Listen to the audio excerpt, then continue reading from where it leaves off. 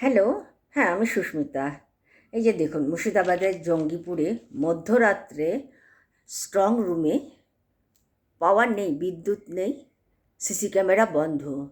যেই মুহূর্তে শুনতে পেল তৃণমূল প্রার্থী আপনার নামটা বায়কন বিশ্বাস, সঙ্গে সঙ্গে সেখানে ছুটে পৌঁছলো, ছুটে গেল।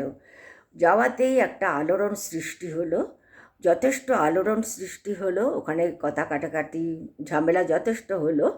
তারপরে বলছে যে ওখানে যাওয়ার পরে পরেই আপনার প্রশাসনকে এবং কমিশনারকে দিয়েছে, জানিয়েছে যে এখানে পাওয়ার নেই, কিন্তু অনেক দেরিতে সেই বিদ্যুৎটা এসছে।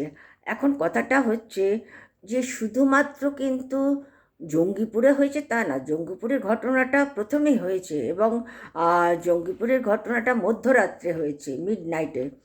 কিন্তু যেটা নিউজ থেকে জানা গেল যে নর্থ বেঙ্গলে অনেক জায়গায় এরকম সিসি ক্যামেরা বন্ধ এবং যথেষ্ট প্রবলেম হয়েছে।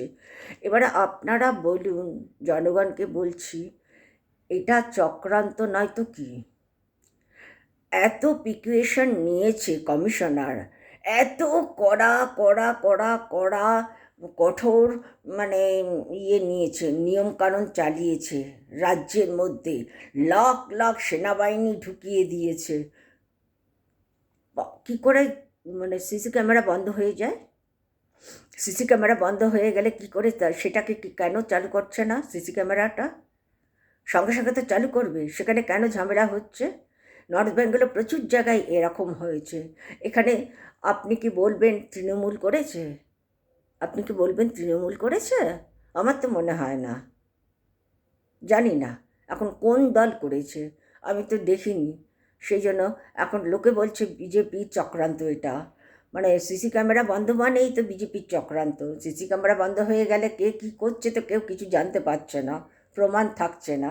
সেই জন্য বলছি যে দেশের এই পরিস্থিতি, সাবধানে থাকবেন। নেক্সট যারা ভোটার, খুব সাবধানে সন্তর্পণে সব কাজ সুসম্পূর্ণ করবেন। ওকে।